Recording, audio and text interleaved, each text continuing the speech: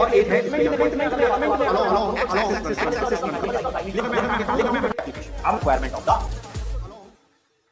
I hope सभी लोग अच्छे होंगे। मैं आपका एडुकेटर सौरभ मिश्रा आपके इस channel physics that's all coaching classes में आपका स्वागत करता हूं। तो ज्यादा बात ना करते हुए हम इस लेक्चर को स्टार्ट करते हैं। कोई भी वेक्टर क्वांटिटी रिप्रेजेंट की जाती है एरो बना के। जैसे वेक्टर क्वांटिटी क्या है, वो एक फिजिकल क्वांटिटी है। क्या है? एक फिजिकल क्वांटिटी है, क्योंकि फिजिक्स को स्टडी करने के लिए फिजिकल क्वांटिटीज या फिजिकल क्वांटिटी की जरूरत पड़ती है। अब बात करते हैं ये फिजिकल क्वांटिटीज, जैसा कि मैं पहले बता चुका हूं, स्केलर और वेक्टर दो कैटेगरीज में डिवाइडेड हैं। अब चूंकि हम वेक्टर्स पे एम्फेसाइज कर रहे हैं, तो वेक्टर्स में जो फिजिकल क्वांटिटीज हैं वो रिप्रेजेंट की जाती हैं जब वेक्टर क्वांटिटीज के फॉर्म में। तो आपको पता है कि ये फिजिकल क्वांटिटीज फिजिक्स में डिफरेंट ग्रीक अल्फाबेट्स और आपके इंग्लिश अल्फाबेट्स को लेके सिंबलाइज की जाती है। जब मैं इसको रिप्रेजेंट करता हूं तो उस कंडीशन में मैं यहां पर उस अल्फाबेट के ऊपर, फॉर एग्जांपल मैंने अल्फाबेट ए लिया, तो इसके ऊपर जब मैं एरो लगाता हूं तो इससे मुझे यह पता लगता है कि मेरा जो रिप्रेजेंटेशन है वो एक फिजिकल क्वांटिटी का रिप्रेजेंटेशन है, जो कि एक वेक्टर क्वांटिटी है। ठीक है। अब अगर मैं इस अल्फाबेट को सिंपली लिखता हूं और वो एक वेक्टर क्वांटिटी को रिप्रेजेंट कर रहा है, लेकिन इसके ऊपर हमने एरो नहीं लगाया हुआ है, यानी कि ये अल्फाबेट जिस भी फिजिकल क्वांटिटी को रिप्रेजेंट कर रहा है वो उसके मैग्नीट्यूड फॉर्म में है, या ऐसे दूसरी भाषा में अगर मैं कहूं तो उस फिजिकल क्वांटिटी जो कि एक वेक्टर क्वांटिटी भी है, उस फिजिकल क्वांटिटी के मैग्नीट्यूड को रिप्रेजेंट कर रहा है। जब हम इस अल्फाबेट के ऊपर से एरो हटा देते हैं, या हम इसको दूसरे फॉर्मेट में भी लिख देते हैं कि अल्फाबेट के ऊपर जो एरो लगा हुआ है उसको लगे रहने देते हैं और दोनों तरफ मोड लगा देते हैं। लेकिन अगर मैं यहीं पर इस वेक्टर क्वांटिटी को रिप्रेजेंट करूं और इसके ऊपर अगर मैं लगा दूं कैप, तो ये इस वेक्टर क्वांटिटी के डायरेक्शन को रिप्रेजेंट करेगा। आई होप आपको यहां तक ये बात समझ में आ गई होगी। अब जब हम किसी वेक्टर क्वांटिटी के बारे में बात करते हैं, उसके बारे में सोचते हैं, तो यूजुअली हमारे दिमाग में सबसे पहले इसके कार्टेशियन या रेक्टेंगुलर कोऑर्डिनेट सिस्टम के बारे में थॉट आता है। तो कहने का मतलब है ये कार्टेशियन कोऑर्डिनेट सिस्टम या रेक्टेंगुलर कोऑर्डिनेट सिस्टम क्या है, क्योंकि यूजुअली जो भी वेक्टर्स हैं मोस्टली ये जो रिप्रेजेंट किए जाते हैं कार्टेशियन या कोऑर्डिनेट सिस्टम में किए जाते हैं, और ये एक प्रोमिनेंट मेथड है वेक्टर्स को रिप्रेजेंट करने का या स्पेस में उनकी पोजीशन को लोकेट करने का। तो कार्टेशियन या जिसे कहें रेक्टेंगुलर कोऑर्डिनेट सिस्टम, ये क्या है इसके बारे में जानते हैं। तो मैं अगर कहूं तो कार्टेशियन कोऑर्डिनेट सिस्टम या रेक्टेंगुलर कोऑर्डिनेट सिस्टम एक ऐसा सिस्टम है जो वेक्टर के रिप्रेजेंटेशन में काम आता है, और इसका यूटिलाइजेशन हम लीनियर मोशन में करते हैं। तो कार्टेशियन कोऑर्डिनेट सिस्टम क्या है? कार्टेशियन और रेक्टेंगुलर कोऑर्डिनेट सिस्टम।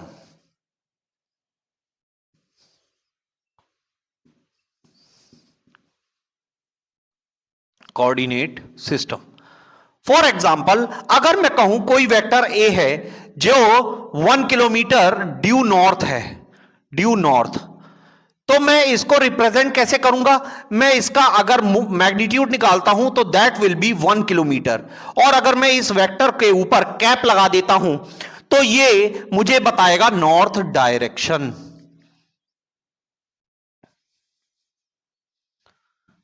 अब मैं बात करता हूं कि फॉर एग्जाम्पल अगर मैं कहूं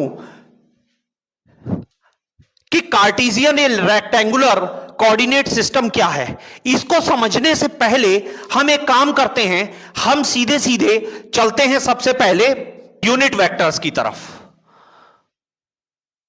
तो यूनिट वेक्टर्स के बारे में जैसे मैं प्रीवियस लेक्चर में डिस्कस कर चुका हूं, मैं अगर आपको बताऊं तो ये y है एक्सेस है, ये x एक्सेस है।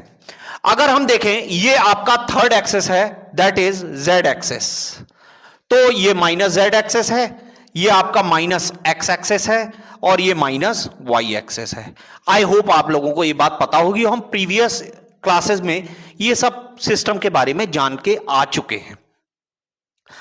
अब जो ये यूनिट वेक्टर्स हैं, जैसे मैंने आपको बताया कि मैंने अभी प्रीवियसली डिस्कस किया कि किसी वेक्टर ए का अगर मैं ऊपर कैप लगाता हूं तो ये उस वेक्टर की डायरेक्शन को रिप्रेजेंट करेगा, और ये वेक्टर उस वेक्टर ए का यूनिट वेक्टर कहलाता है। वेक्टर एक्स को अगर मैं रिप्रेजेंट करूं तो दैट इज ये एक्स की डायरेक्शन में आई कैप, वाई की डायरेक्शन में जे कैप, जेड की डायरेक्शन में के कैप।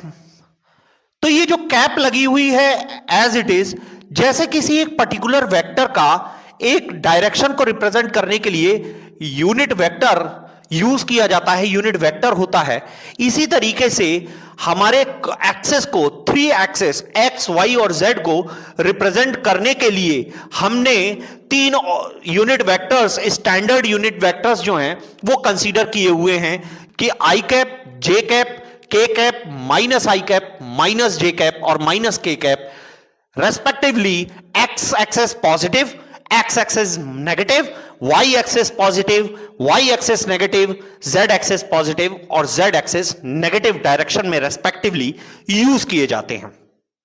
यहां पर मैं वेक्टर आई को रिप्रेजेंट करूंगा, क्योंकि यूनिट वेक्टर का मैग्नीट्यूड क्या होता है मैंने बताया है 1 होता है। तो आई कैप को रिप्रेजेंट करने के लिए मैं लिखूंगा कोऑर्डिनेट सिस्टम में, अगर मैं इसको रिप्रेजेंट करता हूं तो 1, 0, इसी तरह मैं जे कैप को लिखूंगा 0, 1, 0, और सिमिलरली मैं के कैप को अगर लिखता हूं तो 0, 0, 1। तो आपको मैं बता दूं कि ये वेक्टर आई, वेक्टर जे और वेक्टर के, तो आपको पता है ये एक्स एक्सेस है, ये वाई एक्सेस है और ये जेड एक्सेस है।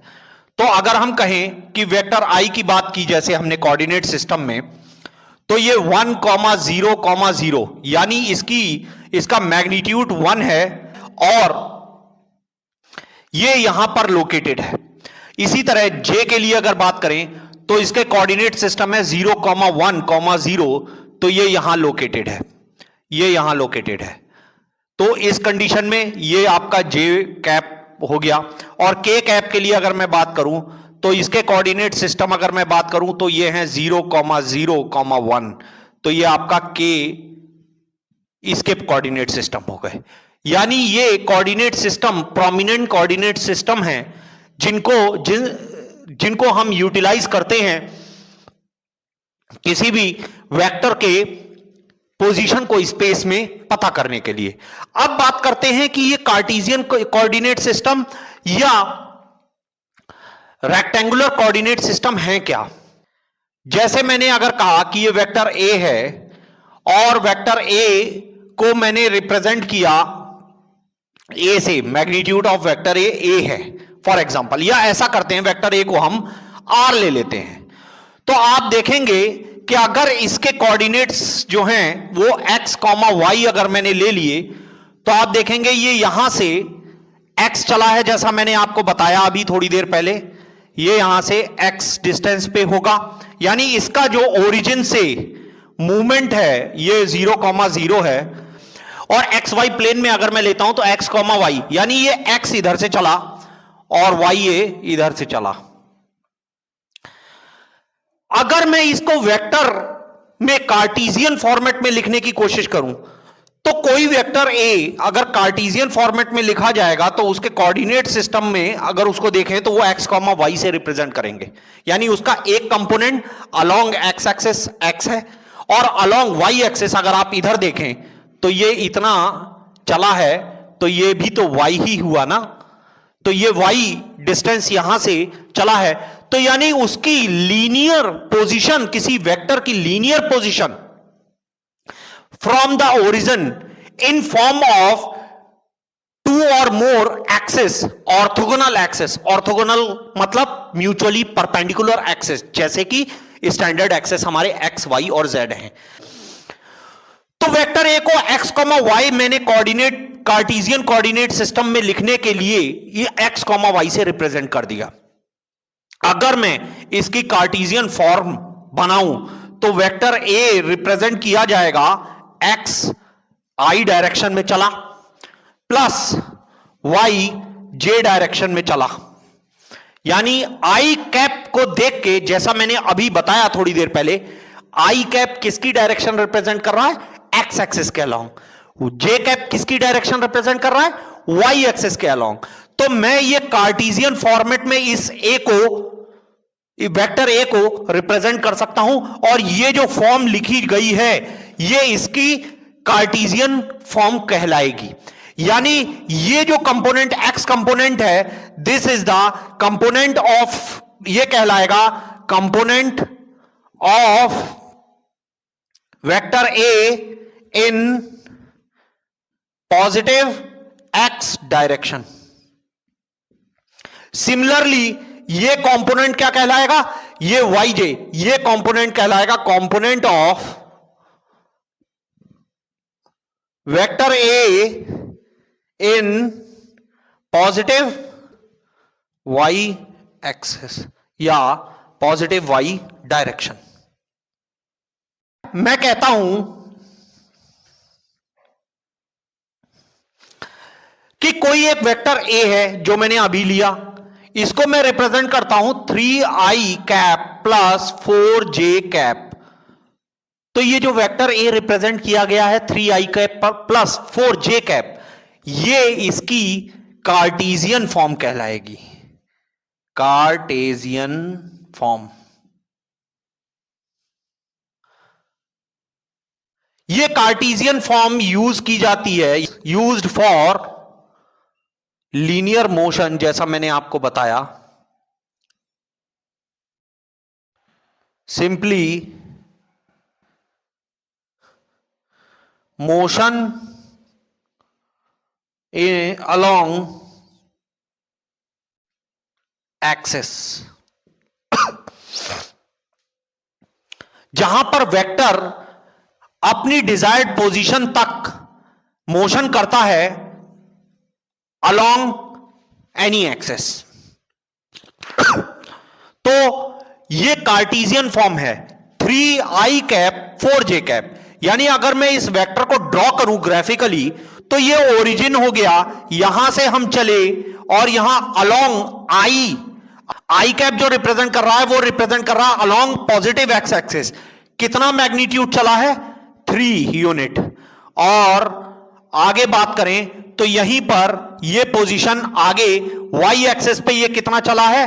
वाई एक्सिस पे ये चला है, क्योंकि जे कैप यानी यहां पर अलोंग वाई एक्सिस अगर मैं पैरेलली शिफ्ट भी कर दूं वेक्टर के कंपोनेंट को, तो ऐसी कंडीशन में मैं अगर देखूं तो 4 यूनिट्स ये इस डायरेक्शन में चला है। पाइथागोरस थ्योरम अगर मैं लगाता हूं तो इस वेक्टर का मैग्नीट्यूड मेरे को क्या मिलने वाला है? वेक्टर ए का मैग्नीट्यूड मुझको मिलने वाला है under root x square plus Y square, यानी अंडर रूट 3 का स्क्वायर प्लस 4 का स्क्वायर, यानी ये आ जाता है ओवरऑल सॉल्व करके 5। तो ए का मैग्नीट्यूड मुझे क्या मिल गया? ए का मैग्नीट्यूड, वेक्टर ए का मैग्नीट्यूड मुझे मिल गया 5। तो इसको अगर मैं एक्स से रिप्रेजेंट कर दूं और इसको वाई से रिप्रेजेंट कर दूं, तो x square plus Y square under root कर दूं, इसका मैग्नीट्यूड मिल जाने वाला है। अब बात करते हैं, ये तो रही कार्टेशियन फॉर्मेट में। ये तब है जब ये 2D प्लेन में है। 2D प्लेन मतलब एक्स और वाई दो डायमेंशनल प्लेन में है, एक्स वाई प्लेन में है। ये वाई जेड प्लेन में भी हो सकता है, ये एक्स जेड प्लेन में भी रिप्रेजेंट किया जा सकता है। किसी वेक्टर को रिप्रेजेंट करने का तरीका केवल कार्टेशियन कोऑर्डिनेट सिस्टम ही है?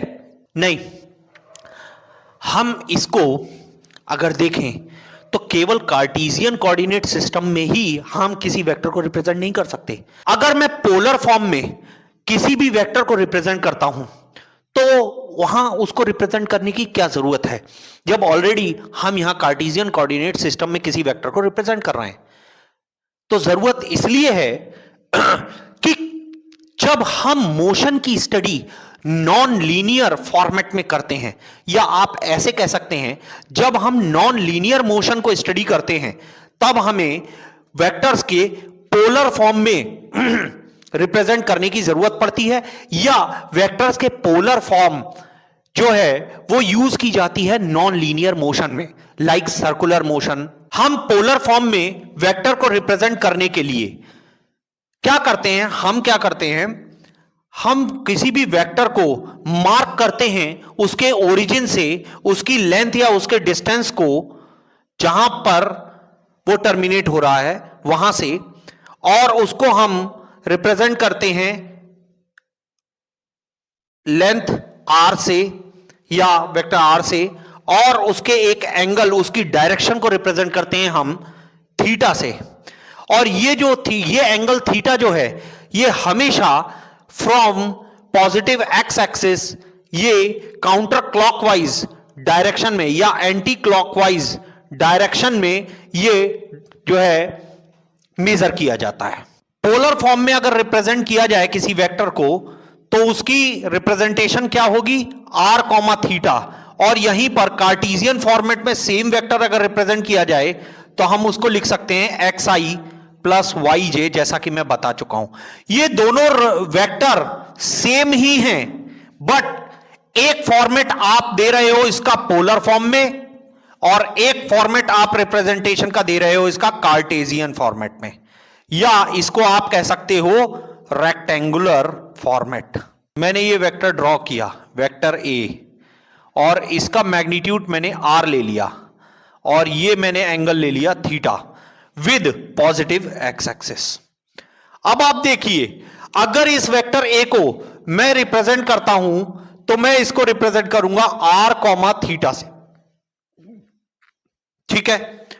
यानी ये कार्टेशियन फॉर्मेट में, जैसा कि मैंने अभी बताया, ये वेक्टर कार्टेशियन फॉर्मेट में x i plus y j format में रिप्रेजेंट किया जाएगा। अब यहां पर हम देखें तो r जो है वो वेक्टर का मैग्नीट्यूड है, जिसको हम पीछे अभी कार्टेशियन फॉर्मेट में देख चुके हैं, x square plus Y square. और थीटा जो है वो हम रिप्रेजेंट करेंगे आपका y tan inverse y over x से। Theta is equal to tan inverse y over x, counterclockwise direction में पॉजिटिव एक्स एक्सिस से। अगर मैं बात करूं अब, तो r जो है वो मैग्नीट्यूड ऑफ वेक्टर a को रिप्रेजेंट कर रहा है, और इस कंपोनेंट को हम बोलते हैं रेडियल कंपोनेंट, रेडियल कंपोनेंट। और ये थीटा जो है this is known as angular component, angular component.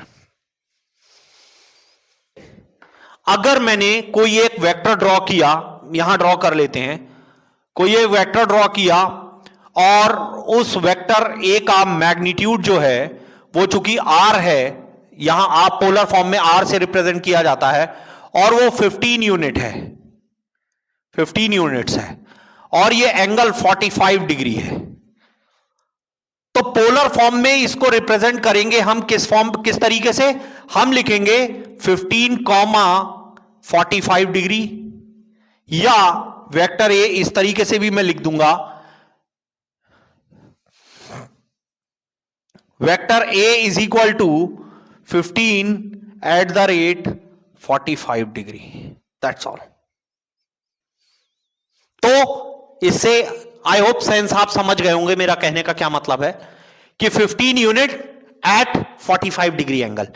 This is the polar representation of the particular vector which was defined by x i plus y j in Cartesian form.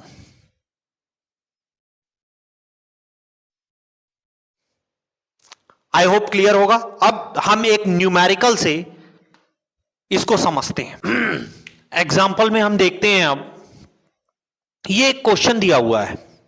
Question क्या कहता है, question कहता है if force vector F is equal to 8 newton acts in the direction of 30 degree north of east, where positive x direction represents east and positive y direction represents north, then find vector F.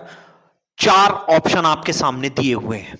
क्योंकि अगर आप देखें तो इस vector F को हम यहां पर जो रिप्रेजेंट किया गया है वो पोलर फॉर्म में रिप्रेजेंट किया गया है। अगर आप इसको डीपली देखें तो क्वेश्चन में दिया है, तो आप अगर देखें तो इस क्वेश्चन के अकॉर्डिंग नॉर्थ ऑफ ईस्ट, यानी कि वाई डायरेक्शन रिप्रेजेंट कर रहा है नॉर्थ और ईस्ट, यानी यहां से ये 30 डिग्री पर नॉर्थ ऑफ ईस्ट, ईस्ट का नॉर्थ, यानी ईस्ट से नॉर्थ की तरफ 30 डिग्री पर ये जो वेक्टर ड्रॉ किया गया है एफ, ये मैग्नीट्यूड, ये 8 न्यूटन जो रिप्रेजेंट कर रहा है इस फोर्स का, ये मैग्नीट्यूड रिप्रेजेंट कर रहा है। यानी यहां पर अगर मैं देखूं तो फोर्स एफ का अगर मैग्नीट्यूड निकालूं तो ये 8 न्यूटन आने वाला है।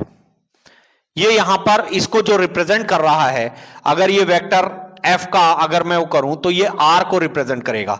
यानी अगर मैं वेक्टर एफ को रिप्रेजेंट करता हूं तो मैं इसको इस तरीके से रिप्रेजेंट कर सकता हूं, 8 newton at an angle of 30 degree, क्योंकि ये पॉजिटिव एक्स एक्सिस से 30 डिग्री बना रहा है, जैसा हमने अभी देखा था। या इस वेक्टर एफ को हम इस तरह भी लिख सकते हैं, 8 न्यूटन कॉमा 30 डिग्री।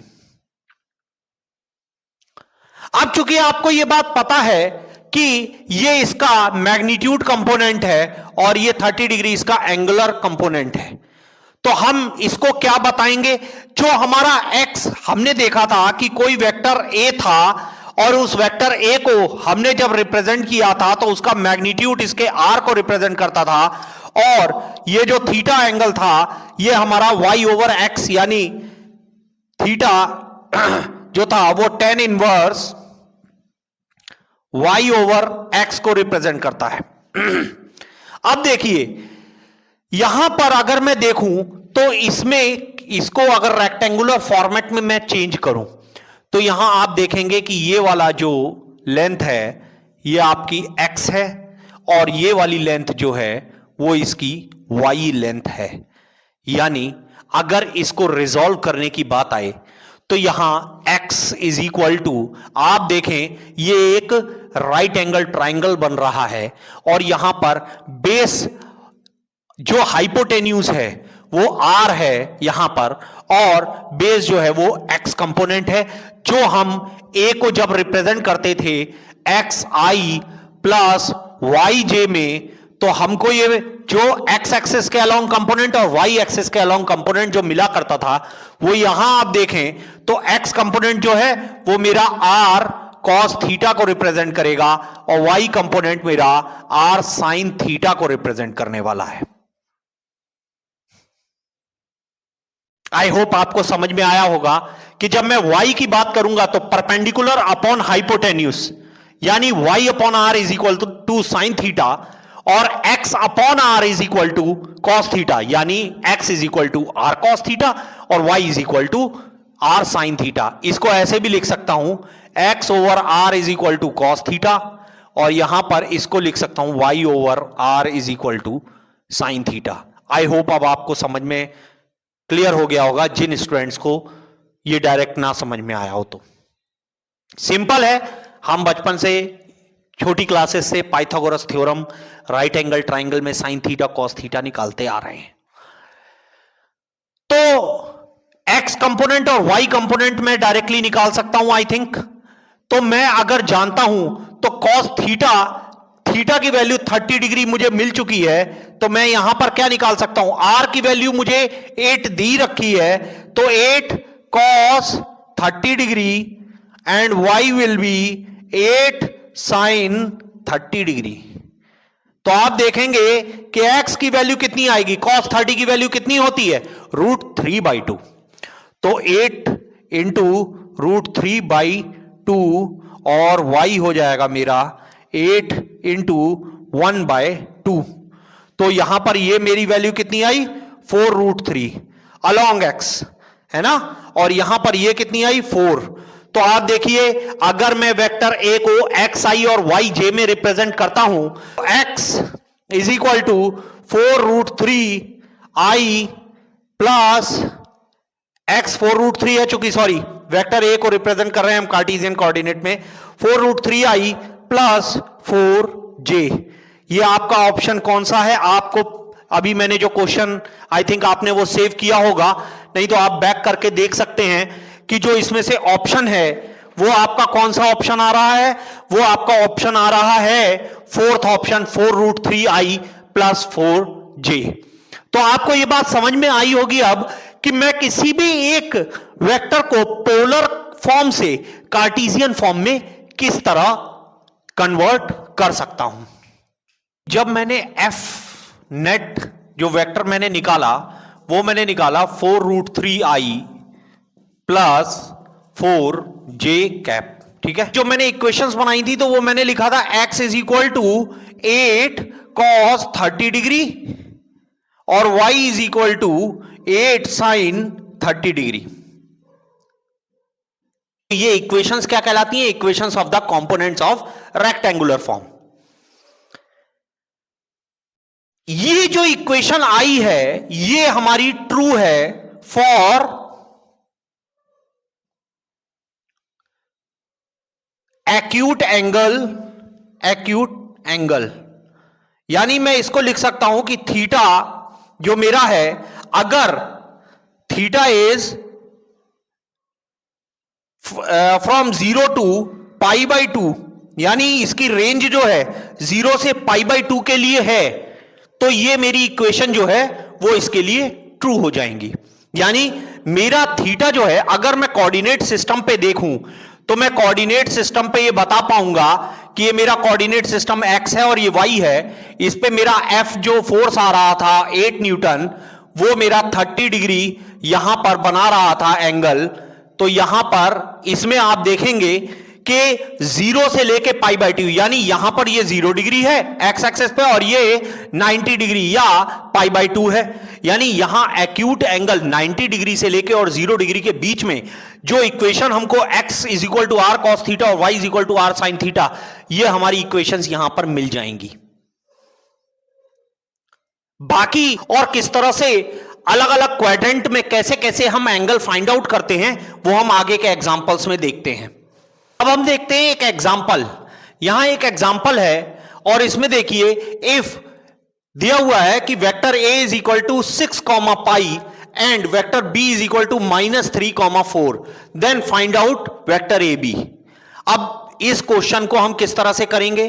तो सबसे पहले हम इस क्वेश्चन को डिकोड करते हैं और इसमें देखते हैं कि वेक्टर ए जो है वो हमें पोलर फॉर्म में दिया है। यानी यहां पर वेक्टर ए में ये रेडियल कंपोनेंट है और ये एंगुलर कंपोनेंट है। ये पोलर फॉर्म है जो वेक्टर को रिप्रेजेंट करने के लिए यहां पर यूज की गई है। On the other hand vector B जो है वो हमारा प्रोमिनेंट कार्टेशियन सिस्टम जो है, कार्टेशियन कोऑर्डिनेट्स के फॉर्मेट में यहां पर वेक्टर बी को हमने रिप्रेजेंट किया है -3, 4। यानी अगर मैं वेक्टर बी को लिखने की कोशिश करूं कार्टेशियन फॉर्मेट में तो मैं वेक्टर बी को क्या लिख सकता हूं? मैं वेक्टर बी को लिख सकता हूं -3i प्लस 4j। आप देख रहे होंगे कि vector B is equal to -3i plus 4j के फॉर्मेट में हम इसको लिख देते हैं। ये कार्टेशियन फॉर्मेट में हमने इस वेक्टर बी को रिप्रेजेंट कर दिया। लेकिन व्हाट अबाउट वेक्टर ए? तो जैसा मैंने अपने प्रीवियस एग्जांपल में अभी आपको सॉल्व करके बताया, हम इस क्वेश्चन को उसी तरीके से सॉल्व करेंगे।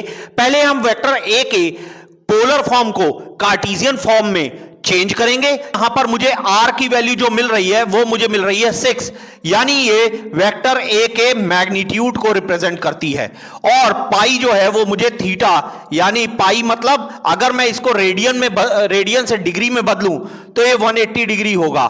मुझे r की वैल्यू मिल गई और थीटा की वैल्यू मिल गई। r की वैल्यू मुझे मिल गई है 6 जो पहले से दिया हुआ है इसका मैग्नीट्यूड वेक्टर का, और थीटा मुझे मिल गया है 180 डिग्री। यहां पर मैं अगर इसको x और y कंपोनेंट में ब्रेक करूं तो x मुझे देगा r cos थीटा और y मुझे देगा r sin थीटा। r यहां पर जो है 6 दिया हुआ है और cos 180 डिग्री, और यहां पर y जो है वो मेरे को दिया हुआ है तो 6 sin 180 degree.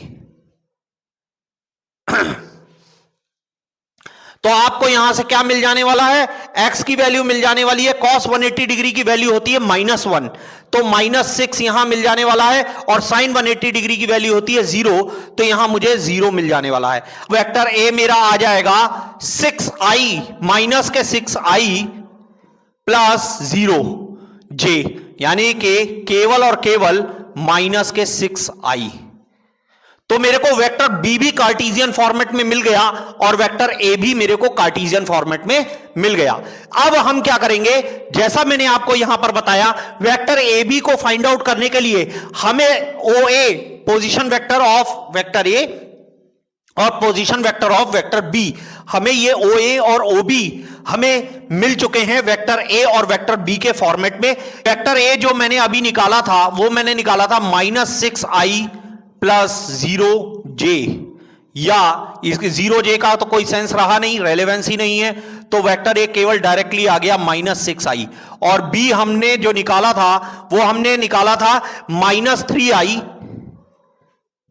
Plus 4j। Vector B दिया है -3i प्लस 4j, यानी -3ia 3i माइनस के 3i, 4 प्लस के 4j का मतलब प्लस y डायरेक्शन में, यानी वर्टिकल डायरेक्शन में इसका 4 यूनिट का चेंज है। तो यहां से आप देख सकते हैं कि ये 4 यूनिट का चेंज है, यानी ये कोऑर्डिनेट सिस्टम जैसे मैंने यहां वेक्टर बी को क्वेश्चन में आपको दिया हुआ था, मेंशन किया हुआ था -3,4, ऐसा ही तो हम कोऑर्डिनेट सिस्टम में लिखते हैं। इससे हम पोजीशन फाइंड आउट कर लेते हैं। तो यानी कि वेक्टर बी की पोजीशन, ये आपका ओरिजिन ओ है अगर, तो ये ओ बी हो गया कि नहीं हो गया, तो ये वेक्टर ओ बी हो गया। ए केवल -6i है, यानी जे का कंपोनेंट 0 है, तो इससे यह बात पता लग रही है कि वेक्टर ए जो है वो आपका 6 यूनिट नेगेटिव एक्स डायरेक्शन में चला है, यानी ये वेक्टर ओ ए हो गया। तो यहां पर मैं कैसे लिख सकता हूं, मैं ये लिख सकता हूं vector O A plus vector A B is equal to vector O B. तो यहां से अगर मैं वेक्टर ओ ए को उधर ले जाऊं तो मेरा वेक्टर ए बी क्या बन जाने वाला है, vector O B minus vector O A. I hope आपको समझ में आया होगा। ओ बी मेरा क्या है, -3i plus 4j, -3i plus 4j, और यहां पर क्या है -6i, चूंकि बीच में माइनस लगा हुआ है तो माइनस माइनस प्लस 6i हो जाएगा। तो यहां पर वेक्टर ए बी क्या आ जाने वाला है, वेक्टर ए बी आ जाने वाला है 3i plus 4j। That's all. अब हम बात करते हैं एक और एग्जांपल के साथ, जिसमें लिखा हुआ है if vector A is equal to 5,7 π/4 then find out vector A in terms of fundamental unit vectors. के वेक्टर ए को रिप्रेजेंट किया गया है पोलर फॉर्म में, और वेक्टर ए को fundamental unit vectors means I J K format में पूछा गया है, यानी ये वेक्टर ए के कार्टेशियन फॉर्मेट को पूछ रहा है, फाइंड आउट करने को, कैलकुलेट करने को कह रहा है। अब आप देखिए कि मैं ये क्वेश्चन दोबारा रिपीट क्यों कर रहा हूं, सेम कॉन्सेप्ट। जब हम पहले 2-3 एग्जाम्पल इस तरीके के कर चुके हैं जिसमें हम पोलर फॉर्म से कार्टेशियन फॉर्मेट में क्वेश्चन को सॉल्व कर चुके हैं, वेक्टर को हम कन्वर्ट कर चुके हैं, तो फिर इसमें ऐसा क्या खास है? इसमें ऐसा खास इसलिए है क्योंकि ये जो एंगल दिया हुआ है 7 π/4 that lies in 4th quadrant. अगर आपको ये बात नहीं पता है कि क्वाड्रेंट के अकॉर्डिंग हम एंगल को कैसे फाइंड आउट करते हैं, तो आने वाले लेक्चर्स में मैं ये मैथमेटिकल टूल्स के थ्रू ट्रिग्नोमेट्रिक फंक्शंस और उन एंगल्स को डिटेल में डिस्कस करने जा रहा हूं। तो आगे के लेक्चर्स को आप जरूर देखिएगा। हमें वेक्टर ए दिया हुआ था 5,7 π/4, यानी मैं वेक्टर ए को इस तरह भी लिख सकता था 5,315 डिग्री। ठीक है, अब चूंकि ये पता है कि ये वेक्टर ए, मैंने एंगल के थ्रू ये पता लगा लिया है कि ये वेक्टर जो है वो मेरा 4th क्वाड्रेंट में लाई कर रहा है। आई बात समझ में? अगर मैं इसको कंपेयर करूं तो ये r कॉमा थीटा देगा, और r मैंने आपको बताया था जो r है वो आपका रेडियल कंपोनेंट है, और वो किसके बराबर होता है, वो वेक्टर के मैग्नीट्यूड के बराबर होता है। तो आप क्या देखेंगे, आप ये देखेंगे कि r इज इक्वल टू क्या हो जाने वाला है 5, यानी वेक्टर a का मैग्नीट्यूड कितना हो गया, वो 5 है। आई होप यहां तक समझ में आ गया। अब देखते हैं थीटा की बात। तो हमें पता है कि अगर मैं x और y अगर मैं निकालता हूं तो आप देखिए कि x की वैल्यू क्या हो जाएगी r cos थीटा, और y की वैल्यू क्या हो जाएगी r sin थीटा। मैंने बहुत अभी 2-3 एग्जाम्पल पहले मैंने बहुत ही क्लियरली ये बात समझाई थी आपको कि x is equal to r cos theta, y is equal to r sin theta, जो कंपोनेंट्स की कार्टेशियन फॉर्म में कंपोनेंट्स की जो इक्वेशंस हैं वो ट्रू हैं for the angle which having range from 0 to 90 degree, यानी फर्स्ट क्वाड्रेंट के लिए। तो फिर फोर्थ क्वाड्रेंट के लिए क्या करेंगे, फोर्थ क्वाड्रेंट में फाइंड आउट करने के लिए हम क्या करेंगे, हम लगाएंगे r की वैल्यू 5 cos, और यह है 315 डिग्री, और 5 sin 315 डिग्री। जो फर्स्ट क्वाड्रेंट होता है यहां पर आपके सभी एंगल्स के लिए साइन की वैल्यू, कॉस की वैल्यू और टेन की वैल्यू, यानी इसके जो इनवर्स फंक्शन है जो कोजेक, सेक और कॉट, वो भी सारे के सारे फंक्शंस जो होते हैं यहां पॉजिटिव होते हैं हर एंगल के लिए। यानी एंगल, हर एंगल मतलब फर्स्ट क्वाड्रेंट तो 0 से लेकर 90 डिग्री तक ही जाएगा ना एंगल में, तो वो सभी एंगल्स जो भी होंगे उनके लिए सब पॉजिटिव रहेंगे। लेकिन जब हम सेकंड क्वाड्रेंट में आते हैं तो सेकंड क्वाड्रेंट में हमारा केवल साइन पॉजिटिव रहता है, बट कॉस की वैल्यू और टेन की वैल्यू यहां पर नेगेटिव हो जाती है इन एंगल्स के लिए। यानी यहां 90 यानी π/2 या 90 डिग्री कह लीजिए, और 180 डिग्री या पाई तक के बीच में जितने भी एंगल आएंगे वहां पर कॉस और टेन नेगेटिव रहेगा और साइन पॉजिटिव रहेगा। लेकिन यही पाई से लेके और जब हम 3π/2 के बीच में जब पहुंचेंगे तो यहां पर ये थर्ड क्वाड्रेंट में हमारा टेन केवल पॉजिटिव रहता है और हमारा साइन और कॉस ये हमारा नेगेटिव हो जाने वाला है। आई बात समझ में। और जब 3π/2 से और 2π फिर 2π पहुंचे, क्योंकि ये 0 डिग्री भी था और 2π भी था, लेकिन 2π ये जब 1 रिवॉल्यूशन करके आए तब आया 0 डिग्री, ये स्टार्टिंग ही यहीं से हुई। और हमने आपको बताया था अभी कि जो एंगल लिया जाएगा वेक्टर का वो हमेशा काउंटर क्लॉकवाइज मतलब इस डायरेक्शन में, इस डायरेक्शन में, ये काउंटर क्लॉकवाइज, इस डायरेक्शन में जो भी आप एंगल लोगे, यानी यहां से 0 से ऊपर की तरफ बढ़ते हुए ऐसे करके जो एंगल आप लेते जाओगे वो सारे एंगल क्या होंगे, पॉजिटिव होंगे। लेकिन अगर हम नीचे की तरफ गए यानी क्लॉकवाइज डायरेक्शन में अगर गए तो वो एंगल जो है वो हमारा नेगेटिव काउंट होगा। आई बात समझ में स्टूडेंट्स।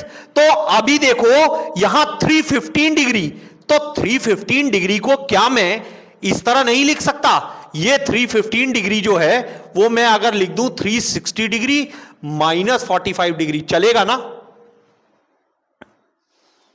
इसको इस तरह भी तो लिख सकता हूं। तो यहां पर आप देखो 360 डिग्री का मतलब 2π, यानी इसको इस तरह भी लिख सकता हूं 2π -π/4। 45 डिग्री को अगर आप रेडियन में चेंज करोगे तो π/4 आएगा, 2π -π/4 लिख सकते हैं इसे। तो ये क्या हो जाएगा, देखिए 4 2 8 -8π -π 7π/4 आ रहा है कि नहीं आ रहा है। तो यानी मैं इसको यहां पर इस तरीके से भी तो लिख सकता हूं। तो आपको मैंने जैसे बताया कि फोर्थ क्वाड्रेंट में जब आप जाएंगे तो कॉस पॉजिटिव रहेगा और यहां पर साइन और टेन जो है वो नेगेटिव हो जाने वाला है। अब आप देखिए जब कॉस पॉजिटिव रहेगा तो यहां पर हमने क्या लिखा था, 5 cos 315 डिग्री और 5 sin 315 डिग्री। अब मैंने आपको बताया था कि फोर्थ क्वाड्रेंट में कॉस तो पॉजिटिव रहेगा, साइन और टेन नेगेटिव रहेंगे। तो कॉस पॉजिटिव रहेगा यानी कॉस 315 डिग्री, तो मैं क्या लिख सकता हूं, मैं यहां पर इसे लिख सकता हूं 315 यहां पर लिख दे रहा हूं, कॉस 5 को लिख दे रहा हूं cos 360 डिग्री माइनस 45 डिग्री, इसको इस फॉर्म में लिख देता हूं, और y is equal to 5 sine 360 degree minus 45 degree. अब मैंने आपको बताया था फोर्थ क्वाड्रेंट में वो साइन नेगेटिव में रहेगा। अब नेगेटिव और पॉजिटिव का क्या मतलब फंडा है, अगर जिनको डिटेल में नहीं पता है तो मैं बता देता हूं कि अगर मैं किसी एंगल को फाइंड आउट करता हूं तो cos 2 पाई यानी 360 डिग्री माइनस थीटा जो होता है, 360 डिग्री माइनस थीटा, यानी ये 360 डिग्री में से थीटा लेस कर दिया, यानी हम यहां से नीचे आ गए, इससे पीछे नहीं गए हैं, इससे और इसके बीच में आ गए, यानी फोर्थ क्वाड्रेंट में है। तो मैंने बताया था cos पॉजिटिव है, तो ये लिख दिया जाता है cos थीटा, और यहां पर साइन 360 डिग्री माइनस थीटा करूंगा। मैंने आपको बताया था, यहां मैंने क्या बताया था कि यहां जीरो, यहां से फोर्थ क्वाड्रेंट में जब आप नीचे जाओगे तो साइन 360 डिग्री माइनस थीटा करोगे तो क्या आने वाला है, माइनस साइन थीटा आने वाला है, क्योंकि साइन नेगेटिव में था।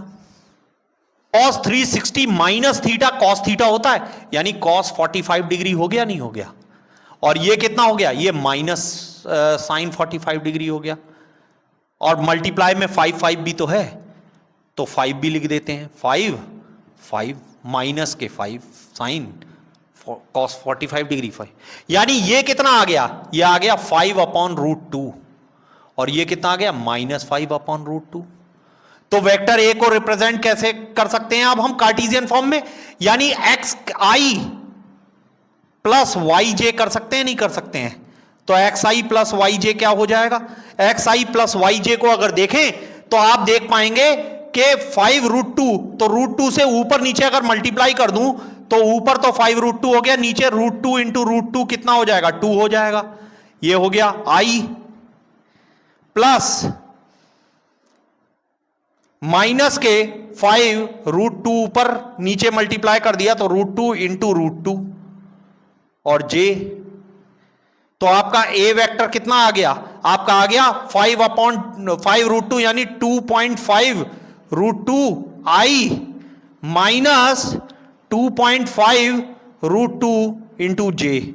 अब आप देखिए यहां कंपेयर करेंगे तो x इज ग्रेटर देन 0, यानी x, इसका मतलब यह हुआ कि x मेरा पॉजिटिव है और y इज लेस देन 0 है, यानी मेरा y जो है वो नेगेटिव है। तो आप देखिए क्वाड्रेंट के हिसाब से और x एक्सिस और y एक्सिस के हिसाब से अगर आप देखेंगे तो ये -x -y, तो आप देखिए x पॉजिटिव है यानी x पे कितना चला, 2.5√2 चला, और y पे नेगेटिव साइड में नीचे चला, आप देखिए y पे नेगेटिव साइड में नीचे चला, माइनस के 2.5√2 नीचे चला नेगेटिव y की तरफ, तो ये लाई कर रहा है नहीं कर रहा है ये वेक्टर यहां, अब आप देखो ये वेक्टर यहां लाई कर रहा है नहीं कर रहा है फोर्थ क्वाड्रेंट में।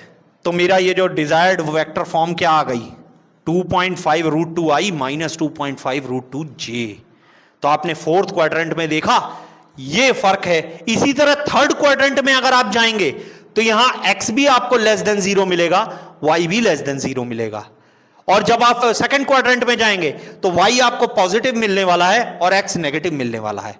तो यहां पर अब हम एंगल कैसे निकालेंगे और किस तरह से फाइंड आउट करेंगे, आपको आई होप एग्जांपल्स के थ्रू समझ में आ गया होगा। तो अभी तक जो हमने किया था वो क्या किया था, वो हमने ये किया था कि जो पोलर फॉर्म थी उससे मैंने वेक्टर की कार्टेशियन फॉर्मेट में उसको चेंज किया।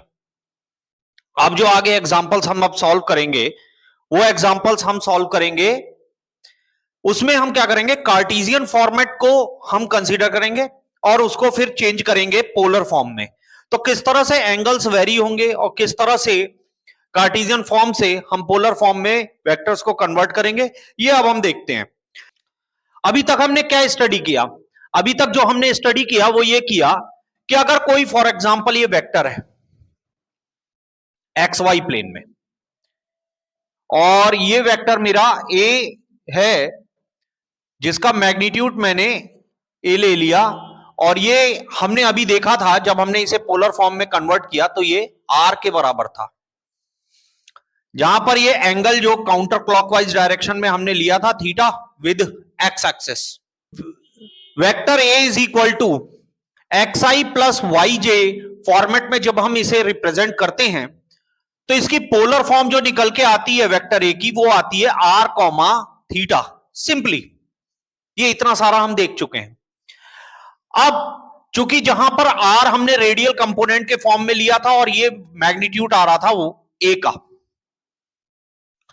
यहां से अगर मैं देखूं और यहां एक परपेंडिकुलर ड्रॉप करता हूं तो ये परपेंडिकुलर इस जो वेक्टर ए का जो मैग्नीट्यूड है ये आर के बराबर है। अगर मैं यहां पर देखता हूं कि कार्टेशियन फॉर्मेट से अगर कंपेयर करूं तो ये एक्स जो चेंज है हॉरिजॉन्टल चेंज वो है और वाई जो है वो वर्टिकल चेंज है। यहां इस पॉइंट पर आके देखूं तो इसके कोऑर्डिनेट हो जाते हैं एक्स कॉमा वाई। यहां कार्टेशियन से जब पोलर फॉर्म में हमने इसे कन्वर्ट किया तो हमने क्या देखा था, हमने ये देखा था कि x जो है वो हमारा r cos थीटा के बराबर आ रहा था, r cos थीटा आ रहा था, और y जो आ रहा था वो हमारा आ रहा था r sin थीटा। इतनी बात हमने देख ली थी। इस राइट एंगल ट्राइंगल को देखा जाए अगर तो इससे हम ये आराम से बाखूबी पता लगा सकते हैं कि जो tan थीटा होगा वो perpendicular upon base Pythagoras theorem अगर लगाई जाए तो थीटा हमें मिल जाता है y ओवर x। y जहां पर क्या है r sin थीटा और x क्या है r cos थीटा। इतनी बात आपको समझ में आ गई।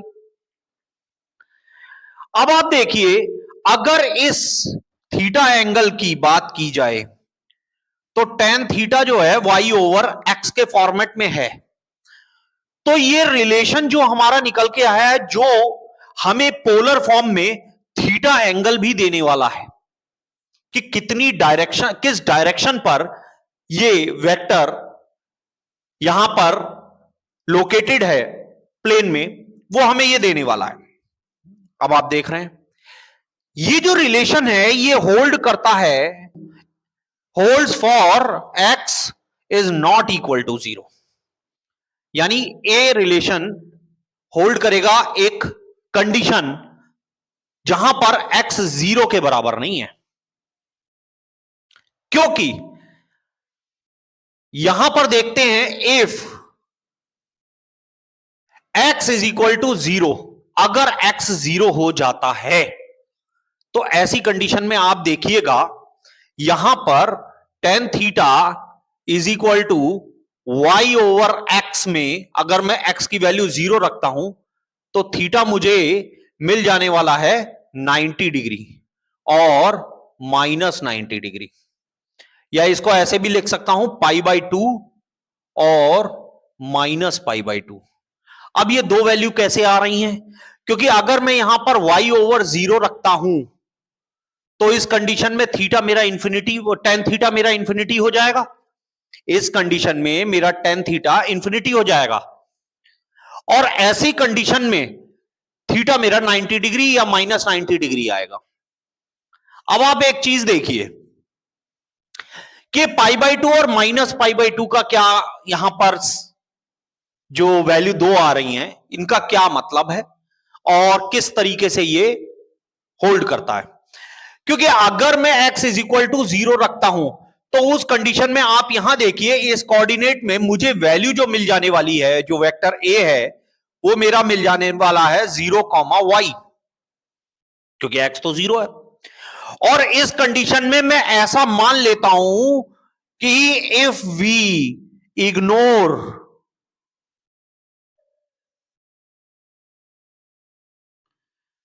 That r is equal to 0 and y is equal to 0, ये हम मान लेते हैं।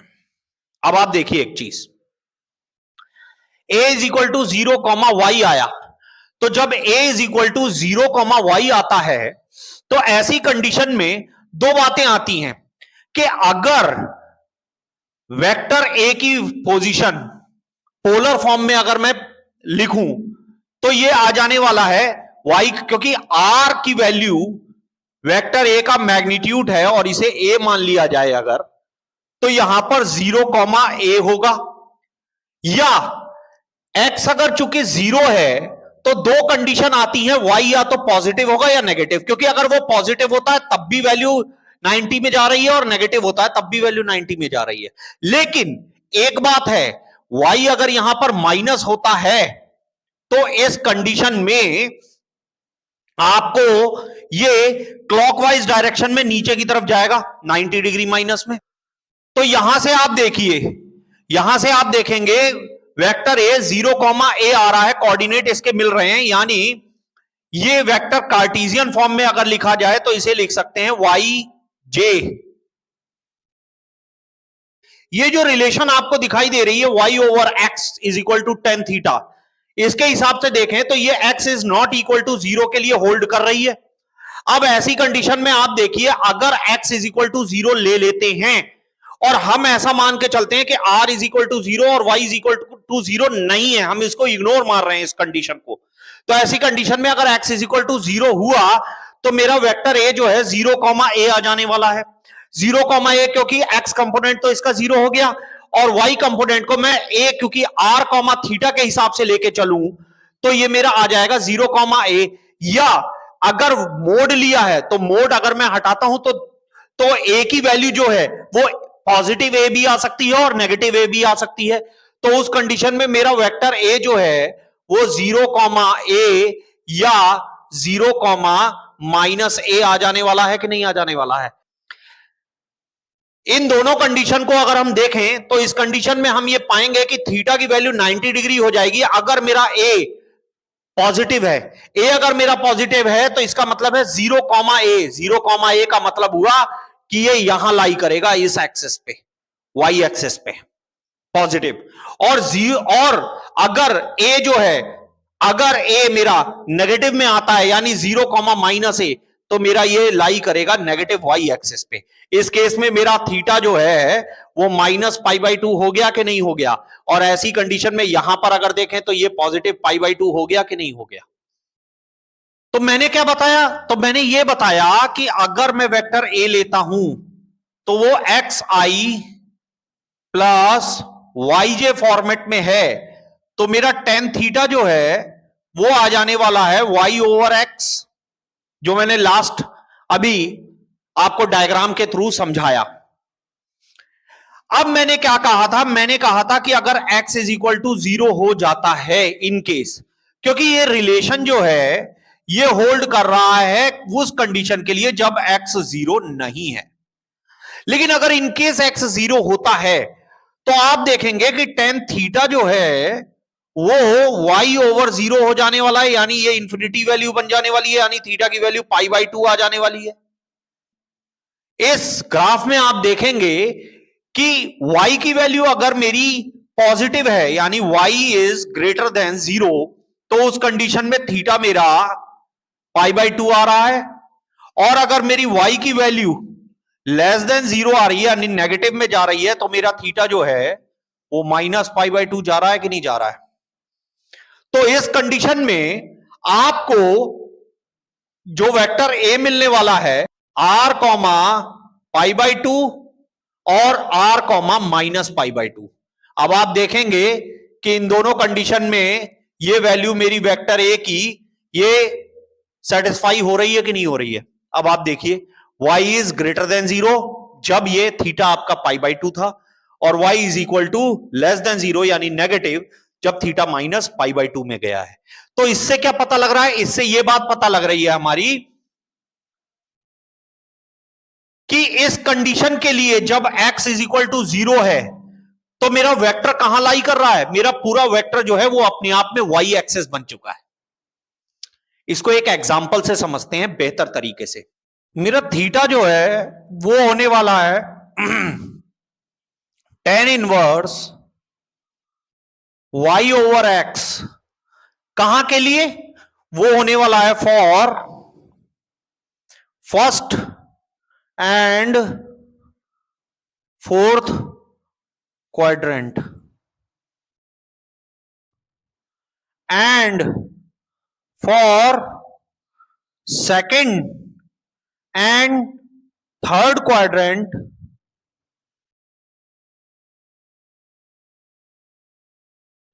जो थीटा है वो tan inverse y over x plus 180 degree हो जाएगा। अब इसको कैसे समझें? अब आप ऐसे देख लीजिए कि ये जो x एक्सेस और y एक्सेस से है, मैंने काउंटर क्लॉकवाइज थीटा लिया। जब मेरा थीटा सेकंड क्वाड्रेंट में पहुंचा तो आप देखेंगे कार्टेशियन फॉर्म में अगर मैं इस वेक्टर a को बनाऊं तो माइनस ए आई प्लस बी जे आ रहा है कि नहीं आ रहा है? ये आ रहा है कार्टेशियन फॉर्म में।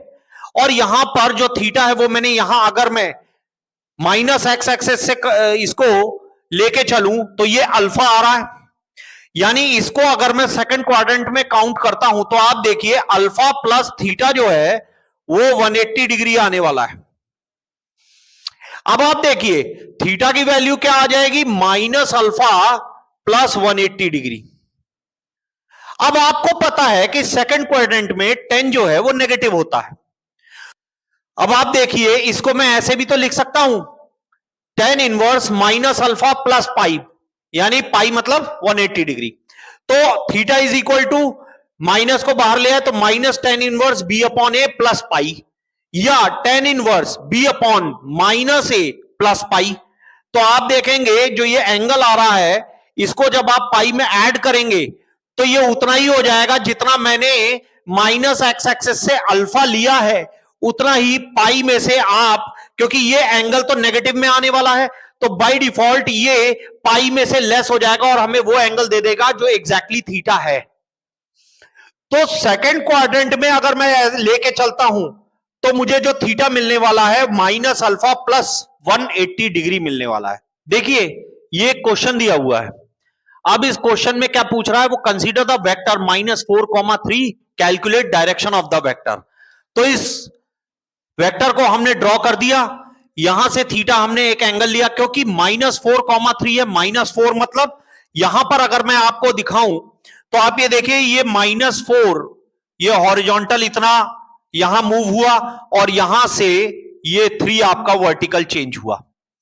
तो आपका -4,3 कोऑर्डिनेट के अकॉर्डिंग हमने ये ड्रॉ कर दिया। अब इसका अगर मैं देखूं तो कार्टेशियन फॉर्मेट में अगर मैं इसे लिखना चाहूंगा तो ये वेक्टर अगर मैं ए मान लेता हूं तो ये मेरा क्या आ जाने वाला है? -4i प्लस 3j, इसी तरह से तो आएगा। अब अगर मैं इसको देखूं डायरेक्शन की बात करूं, जो मैंने अभी थोड़ी देर पहले आपको समझाया, इसको एग्जाम्पल के थ्रू अगर हम देखें तो और ज्यादा बेटर समझ में आएगा।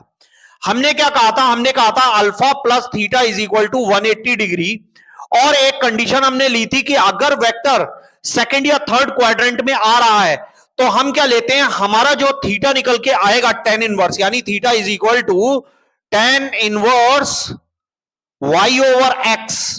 तो इसमें हम 180 डिग्री ऐड कर देंगे। अब आप देखिए यहां पर जो tan inverse y over x है वो यहां पर अल्फा है। tan inverse y over x यहां पर हमने अल्फा लिया है। tan inverse y over x की जगह पर tan inverse 3 over 4 plus 180 degree. अब आप देखिए 3 ओवर 4 में अगर मैं अल्फा की बात करूं tan इनवर्स 3 ओवर 4, तो जो अल्फा है वो मेरा tan का फंक्शन है, तो ये मेरा नेगेटिव में, क्योंकि tan 3 अपॉन 4 जो हमने लिया है इसमें 4 जो है वो नेगेटिव डायरेक्शन में है, तो यानी -3 अपॉन 4 हुआ। अब ये माइनस में अगर बाहर ले आता हूं तो tan inverse 3 over 4 plus 180 degree. अब आप देखिए थीटा की वैल्यू जो आ रही है tan इनवर्स माइनस के tan इनवर्स 3 ओवर 4, ये हमारी कितनी है? ये हमारी 37 डिग्री है, माइनस के 37 डिग्री प्लस 180 डिग्री। हम इसे सॉल्व करें तो ये हमारी कितनी आने वाली है?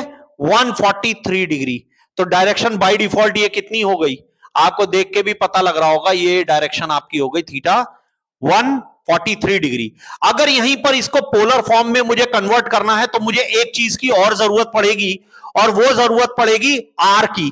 तो आर आपको पता है मैग्नीट्यूड ऑफ वेक्टर ए हो जाने वाला है। तो यहां पर जो वेक्टर ए हमने लिया है उसका मैग्नीट्यूड अगर हम निकालें तो वो हमारा क्या आने वाला है, X square plus Y square. आई बात समझ में स्टूडेंट्स? तो अब आप देखिए X square plus Y square में अगर मैं करता हूं तो -4 का स्क्वायर प्लस 3 का स्क्वायर, तो ये हमारा कितना आने वाला है, 5। तो अगर मैं इसको पोलर फॉर्म में वेक्टर ए जो मेरे को दिया हुआ था -4, 3, या इसको कार्टेशियन फॉर्मेट में लिखूं तो -4i प्लस 3j, और वेक्टर ए को पोलर फॉर्म में अगर यहां पर लेता हूं तो आर की वैल्यू 5 आई है और थीटा मेरा 143 डिग्री आया है। तो इस तरीके से आप देख सकते हैं कि हमने सेकंड क्वाड्रेंट के लिए इसको सॉल्व कर लिया। फर्स्ट क्वाड्रेंट में आपको मैंने बताया है कि theta as it is theta ही रहने वाला है, अल्फा में तो चेंज होगा नहीं, क्योंकि यहां पर अल्फा जो है वो पाई माइनस थीटा है बाय डिफॉल्ट जो हमने यहां पर लगाया है। इसीलिए इस वजह से यहां इसकी क्वाड्रेंट पे जो कोऑर्डिनेट वाइज जो पोजीशन है उसको एलोकेट करने के लिए हमें alpha plus theta is equal to 180 degree का रिलेशन यहां पर लगाना पड़ा। इस क्वेश्चन में यह पूछा गया है कि vector A, vector B, vector C और वेक्टर डी अलग अलग वेक्टर्स दिए हैं, वैल्यूज सेम है, बट आप अगर देखें तो इन सब में एक अंतर है। वो डिफरेंस ये है कि ये फर्स्ट क्वाड्रेंट में लाई कर रहा है, एक्स भी पॉजिटिव है, वाई भी पॉजिटिव है। यहां पर एक्स नेगेटिव है, वाई पॉजिटिव है, सेकंड क्वाड्रेंट में लाई कर रहा है। यहां पर एक्स और वाई कंपोनेंट दोनों नेगेटिव हैं, ये थर्ड क्वाड्रेंट में लाई कर रहा है। और यहां पर एक्स कंपोनेंट इसका पॉजिटिव है और वाई कंपोनेंट नेगेटिव है, यानी ये फोर्थ क्वाड्रेंट में लाई कर रहा है। यानी ये ए बी सी डी ये चारों वेक्टर्स जो हैं अलग अलग क्वाड्रेंट में लाई कर रहे हैं। और ये क्वेश्चन मैंने स्पेसिफिकली इसलिए लिया है, अलग अलग क्वाड्रेंट में वेक्टर के लाई करने पर हम किस तरह से पोलर फॉर्म में उसको कन्वर्ट करेंगे, इस क्वेश्चन से आपको क्रिस्टल क्लियर हो जाएगा। अब आप देखिए, मैं इन चारों वेक्टर्स के लिए जो रेडियल कंपोनेंट है वो फाइंड आउट करता हूं, और आप देखेंगे कि सबका रेडियल कंपोनेंट सेम ही आना है, कि मैग्नीट्यूड वाइज अगर देखा जाए तो इन सबकी वैल्यू सेम है, एक्स कंपोनेंट और वाई कंपोनेंट की रेस्पेक्टिवली। और स्क्वायर करने पर बाय डिफॉल्ट ये सब पॉजिटिव हो ही जाने हैं, आइदर इट में भी पॉजिटिव और इट में भी नेगेटिव। तो अगर मैं देखूं तो आर की वैल्यू आ जाने वाली है vector A is equal to vector B का magnitude is equal to vector C का magnitude is equal to vector D का मैग्नीट्यूड। तो हम आर की वैल्यू अगर निकालें तो ए का मैग्नीट्यूड हमें क्या मिलने वाला है, 4√2 का स्क्वायर, 4√2 का स्क्वायर प्लस 4√2 का स्क्वायर। इसी तरीके से अगर मैं ये किसका मैग्नीट्यूड आ रहा है, ये मैग्नीट्यूड ऑफ ए। अगर मैं कहूं मैग्नीट्यूड ऑफ बी, तो मैग्नीट्यूड ऑफ बी आपका आने वाला है -4√2 का स्क्वायर प्लस 4√2 का स्क्वायर। सी का मैग्नीट्यूड सिमिलरली यही आने वाला है, -4√2 का स्क्वायर प्लस -4√2 का स्क्वायर। डी का मैग्नीट्यूड आने वाला है आपका 4√2 का स्क्वायर प्लस -4√2 का स्क्वायर। तो आप देखेंगे कि ए का मैग्नीट्यूड जो आने वाला है 8 आने वाला है, बी का मैग्नीट्यूड 8 आने वाला है, सी का मैग्नीट्यूड 8 आने वाला है और डी का मैग्नीट्यूड 8 आने वाला है। 4 4 जा 16, 2 जा 32, 4 4 जा 16, 2 जा 32 और 32 32 64, 8 8 जा 64, तो 8 आ गया। अब देखिए मेरे को रेडियल कंपोनेंट तो मिल गया, लेकिन अगर मैं यहां से देखूं तो यहां से फॉर ए अगर मैं एंगुलर कंपोनेंट निकालता हूं तो आप देखेंगे ये फर्स्ट क्वाड्रेंट में लाई कर रहा है। तो इसके लिए मैंने आपको बताया था कि जो थीटा की वैल्यू होने वाली है वो होने वाली है tan inverse y over x। अब आप देखिए अगर मैं यहां पर tan inverse y over x लेता हूं तो आप देखिए थीटा की वैल्यू आने वाली है 4√2 बाय 4√2, tan इनवर्स 4√2 ओवर 4√2 1, यानी थीटा की वैल्यू आ गई आपकी π/4। π/4 मतलब इसको हम 45 डिग्री भी बोलते हैं, ठीक है। अब डिग्रीज में 45 डिग्री हो गया और रेडियन में π/4। सेम अगर मैं यहां पर सेकंड क्वाड्रेंट के लिए बात करूं, यानी वेक्टर बी की बात करूं, तो आप देखेंगे वेक्टर बी के लिए अगर मैं देखता हूं, तो वेक्टर बी के लिए आप देखिए tan inverse y over x. अभी मैंने थोड़ी देर पहले आपको बताया, जब अल्फा और थीटा लेके मैंने एग्जांपल दिया था, तो उस केस में -4,3 का मैंने एग्जांपल दिया था वेक्टर का, और उसका पोलर फॉर्म में हमने 143 डिग्री निकाला था। अब आप देखिए tan inverse y over x अगर मैं लेता हूं, तो यहां पर मुझे 180 डिग्री ऐड करना होगा, तब जाके मुझे थीटा मिलने वाला है। अब आप देखेंगे tan इनवर्स y यहां पर कितना है, 4√2 ओवर माइनस के 4√2, क्योंकि x कंपोनेंट तो माइनस में है, प्लस 180 डिग्री। ये आपका क्या आने वाला है, ये हमें थीटा देने वाला है। अब आप देखेंगे कि थीटा की वैल्यू बी के लिए क्या आ जाने वाली है, थीटा की वैल्यू आपकी बी के लिए आ जाने वाली है, क्योंकि ये -1 में आ जाएगा, tan इनवर्स -1 प्लस 180 डिग्री। अब आप देखिए tan इनवर्स -1 का मतलब हो गया minus tan inverse 1, minus tan inverse 1। अब माइनस tan थीटा, यानी सेकंड क्वाड्रेंट में अगर हम जाते हैं, तो माइनस tan थीटा -45 डिग्री आ जाएगा आपका, प्लस 180। तो 180 में से हमने अगर ये लेस किया, तो हमारा ये आ रहा है 135 डिग्री।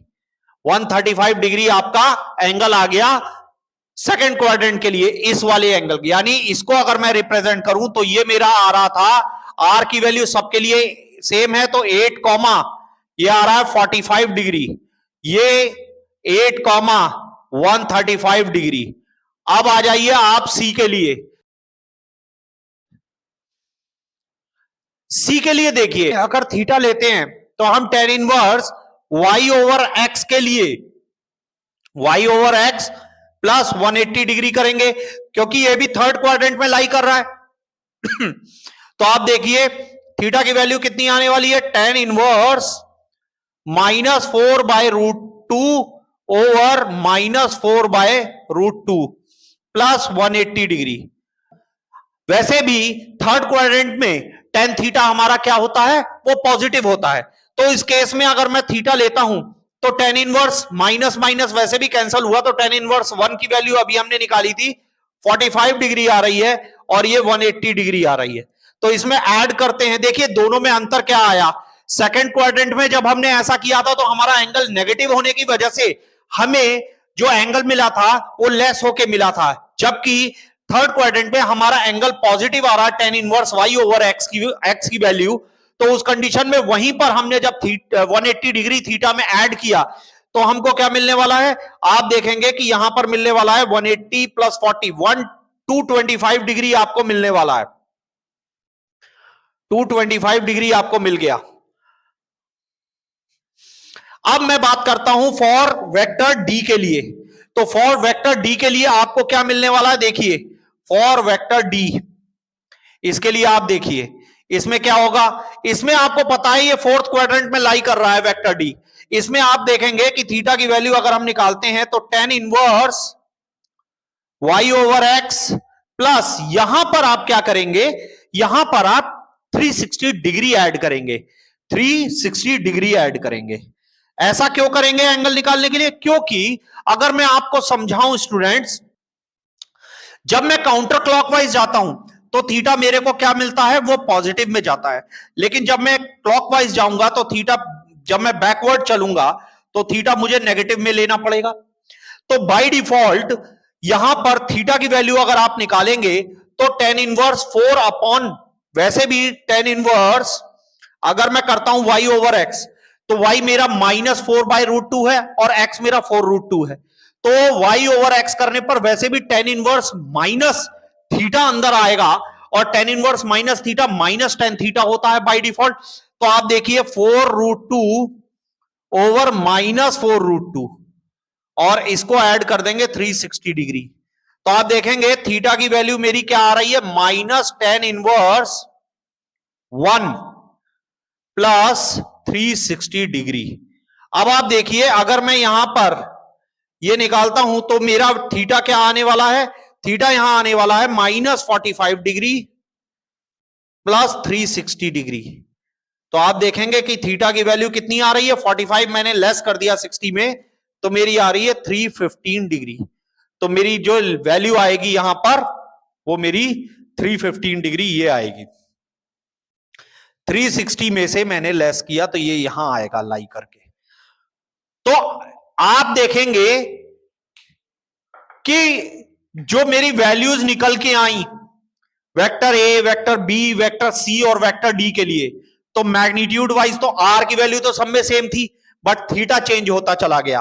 वेक्टर सी के लिए जो मेरा थीटा आया वो 225 डिग्री आया, और वेक्टर डी के लिए जो मेरा थीटा आया वो 315 डिग्री आया।